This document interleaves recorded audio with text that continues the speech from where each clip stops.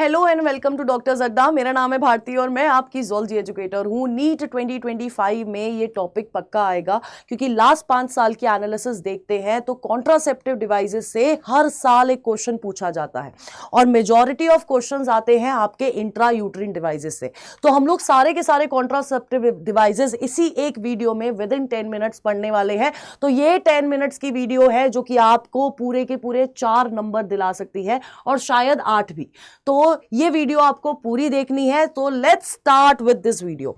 अब जब हम लोग कॉन्ट्रासेप्टिव डिवाइसेस के बारे में बात करते हैं, बर्थ कंट्रोल डिवाइसेस के बारे में बात करते हैं, ये वो डिवाइसेस है बेटा जी जो कि हेल्प करते हैं पॉपुलेशन कंट्रोल करने में।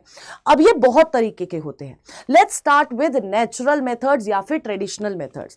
नेचुरल मेथड्स की या ट्रेडिशनल मेथड्स की बात करी जाए तो ये 3 तरह के होते हैं। सबसे पहला मेथड है रिदम मेथड। रिदम मेथड क्या है, या फिर हम लोग कह सकते हैं पीरियोडिक एब्स्टिनेंस। ये मेथड वो होता है जब एक कपल कॉइटस अवॉइड करता है on the 10th to 17th day of menstrual cycle. अब ऐसा क्यों, यही दिन क्यों चुने हुए हैं? यही दिन इसलिए चुने हैं बेटा जी क्योंकि ये वो टाइम पीरियड है जब एक विमेन सबसे ज्यादा फर्टाइल होती है। अब जब इस टाइम पीरियड पे कॉइटस नहीं होगा, स्पर्म नहीं पहुंचेगा तो फर्टिलाइजेशन नहीं होगी, यानी कि बर्थ कंट्रोल हो जाएगा। दूसरा जो मेथड है दैट इज कॉइटस इंटरप्टस। ये वो मेथड है जहां पर ड्यूरिंग द कॉइटस, जब इंसेमिनेशन होने वाला होता है, जब इजैक्यूलेशन होने वाला होता है, जस्ट उससे पहले मेल पार्टनर पीनस बाहर निकाल लेता है फ्रॉम दी वजाइना ताकि स्पर्म ओवा तक ना पहुंच पाए, और इसी मेथड को हम लोग कहते हैं कॉइटस इंटरप्टस। तीसरा मेथड है लैक्टेशनल एमिनोरिया। अब हम सबको पता है लैक्टेशन के टाइम पे मेंस्ट्रुअल साइकिल नहीं होती। अब मेंस्ट्रुअल साइकिल नहीं हो रही है, मेंस्ट्रुअल चेंजेस नहीं हो रही है, तो ओवा नहीं बन रहा है। ओवा नहीं बन रहा है तो अगर अनप्रोटेक्टेड होता भी है, स्पर्म आता भी है, तो फर्टिलाइज किसको करेगा? किसी को नहीं कर पाएगा।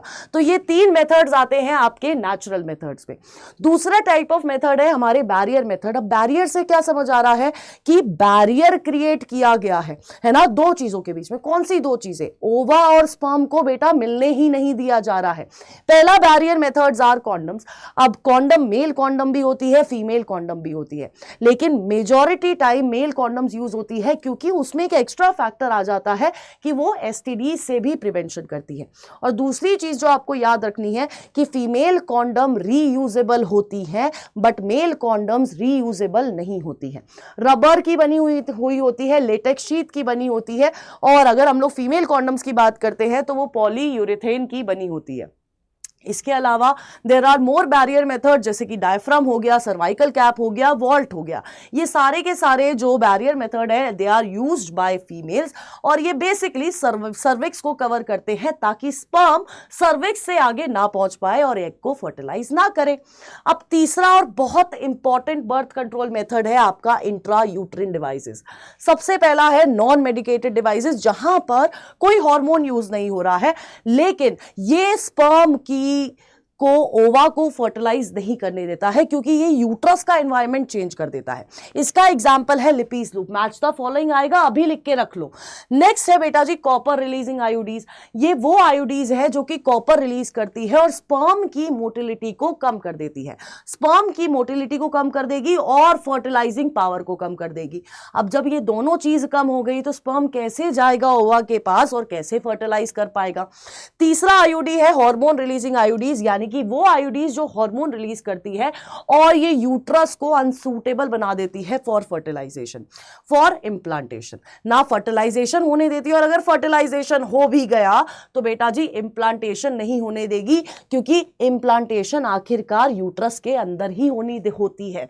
और साथ के साथ जो सर्वाइकल म्यूकस होता है उसको इतना थिक कर देगी कि स्पर्म उस म्यूकस के अंदर ही फंसे रह जाएंगे, भूल भुलैया, आगे ओवा तक नहीं पहुंचने देती। तो ये जो 3 मेथड्स है ये आपका हो गया इंट्रा यूट्रिन डिवाइसेस के अंदर। नेक्स्ट आपका आ जाता है ओरल कॉन्ट्रासेप्टिव्स, यानी कि दवाइयां जो कि मेजॉरिटी ऑफ फीमेल्स यूज करती हैं। अब पहली जो है वो है कंबाइंड पिल्स। कंबाइंड पिल्स यानी कि जिसमें प्रोजेस्टेरोन और ईस्ट्रोजन दोनों हैं। ये पूरे 21 दिन ली जाती है, और कब नहीं ली जाती है? जब मेंस्ट्रुएशन हो रही है, यानी कि ब्लीडिंग फेज के अंदर ये नहीं ली जाती है। अब ये ली क्यों जा रही है? कैसे कॉन्ट्रासेप्शन प्रोवाइड कर रही है? सबसे पहले यार ओव्यूलेशन ऑल्ट्रेशन नहीं होने देगी, ठीक है। सर्वाइकल म्यूकस को थिक करेगी, यूट्रस की जो हमारी लेयर है एंडोमेट्रियम, उस लेयर के साथ कुछ ना कुछ ऐसी खराब चीज कर देगी, ऑल्ट्रेशन कर देगी कि वो लेयर इम्प्लांटेशन ना कर पाए, और साथ के साथ स्पर्म की मोटिलिटी को और फेलोपियन ट्यूब की सिक्रीटरी एक्टिविटीज को बहुत कम कर देगी। एग्जाम्पल्स में आ जाते हैं माला डी, माला एन, ठीक है। नेक्स्ट है हमारी ओनली प्रोजेस्टिन पिल यानी कि मिनी पिल्स, ये भी सेम इसी तरह से ली जाती है, बट देर आर पिल्स जो कि बहुत यूजर फ्रेंडली होती हैं, जैसे कि सहेली। सहेली एक ऐसी पिल है जिसमें कोई स्टेरॉइड हार्मोन नहीं यूज हुआ है, यहां पर यूज हुआ है सेंट क्रोमन मॉलिक्यूल, और ये जो है इसके सबसे लीस्ट साइड इफेक्ट देखे जाते हैं। और किसने बनाया है? ये बनाया है बेटा जी CDRI लखनऊ ने। अब ये जो पिल है it is taken once a week, यानी कि जो आप कंबाइंड पिल पूरे 21 दिन ले रहे थे, ये आपको वीक में सिर्फ एक बार लेनी होती है, और ये वही सेम रिजल्ट आपको देती है, ठीक है। अब नेक्स्ट अगर हम लोग देखें तो वो हमारे केमिकल मेथड्स हो जाते हैं, जैसे कि बैरियर मेथड्स के साथ कपल क्या करते हैं, स्पर्मिसाइडल स्पर्म को मारने वाली क्रीम्स यूज कर लेते हैं, जेलीज यूज कर लेते हैं, फोम टैबलेट्स यूज कर लेते हैं, ताकि इतना फोम क्रिएट हो जाए जिसके वजह से स्पर्म ओवा तक पहुंच ही ना पाए। तो ये अभी तक हमने 1 2 3 4 5 तरह के कॉन्ट्रासेप्टिव या बर्थ कंट्रोल मेथड्स पढ़ लिए हैं। Next type of method is implants. अब ये इम्प्लांट्स क्या है? देखो, ये हार्मोन कंटेनिंग डिवाइसेस होते हैं, इनकी वर्किंग बिल्कुल आपकी पिल की तरह है। ये क्या करते हैं? सेम ओव्यूलेशन इनहिबिट करेंगे, यूट्रस की वॉल में अल्टरेशन कर देंगे, इम्प्लांटेशन नहीं होने देंगे, सर्वाइकल म्यूकस को थिक कर देंगे, लेकिन ये ज्यादा टाइम के लिए कॉन्ट्रासेप्शन प्रोवाइड करते हैं, 5 साल के लिए कॉन्ट्रासेप्शन प्रोवाइड करते हैं। और बेसिकली इसमें क्या होता है, इसमें 6 सिलिकॉन कैप्सूल होती है जो कि स्किन के अंदर इम्प्लांट कर दी जाती है, और ये अपना असर पूरा इस तरह से दिखाती है, और आपको 5 साल तक के लिए कॉन्ट्रासेप्शन प्रोवाइड हो जाता है या मिल जाता है, ठीक है। नेक्स्ट टाइप ऑफ मेथड है हमारे इमरजेंसी कॉन्ट्रासेप्टिव। ये वो मेथड्स है, ये वो मेथड्स है जो हम लोग यूज करते हैं या फिर कपल्स यूज करते हैं जब अनप्रोटेक्टेड कॉइटस के टाइम, रेप केसेस में ये सारे इमरजेंसी कॉन्ट्रासेप्टिव्स लिए जाते हैं, ताकि वो प्रेगनेंसी को अवॉइड किया जाए जो कि नहीं चाहिए, ठीक है। इसलिए इनको मॉर्निंग आफ्टर पिल भी बोला जाता है।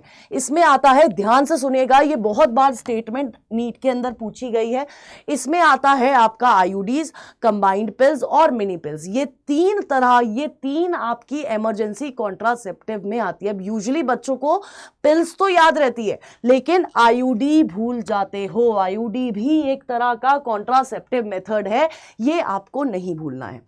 अब हमारा एक और method, that is sterilization method.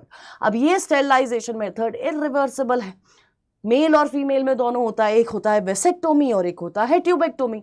अब जो वेसेक्टोमी है बेटा जी, इसमें क्या होता है, मेल के अंदर हो रहा है, वास डेफरेंस को कट एंड टाई कर दिया जाता है, जिसके वजह से जब कॉइटस के टाइम पर इजैकुलेशन होता है या फिर इंसेमिनेशन होता है, तो वहां पर सीमन तो होता है, लेकिन सीमन के अंदर स्पर्म नहीं होते, क्योंकि रास्ता हमने तोड़ दिया था और स्पर्म फिर सीमन के अंदर पहुंच नहीं पाए।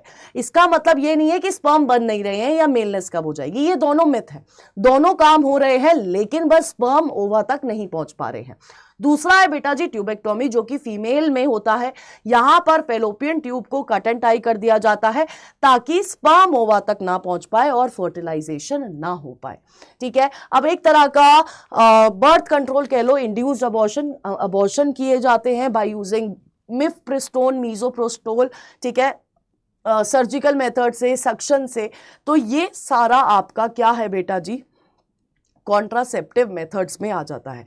एंड ट्रस्ट मी, इस वाले कंसेप्ट से क्वेश्चन पूछा जाता है, एंड ये INTA का फेवरेट कॉन्ट्रासेप्टिव मेथड है, क्योंकि यहां से हर साल क्वेश्चन आया है, लास्ट 5 साल के पेपर के एनालिसिस के बाद बता रही हूं।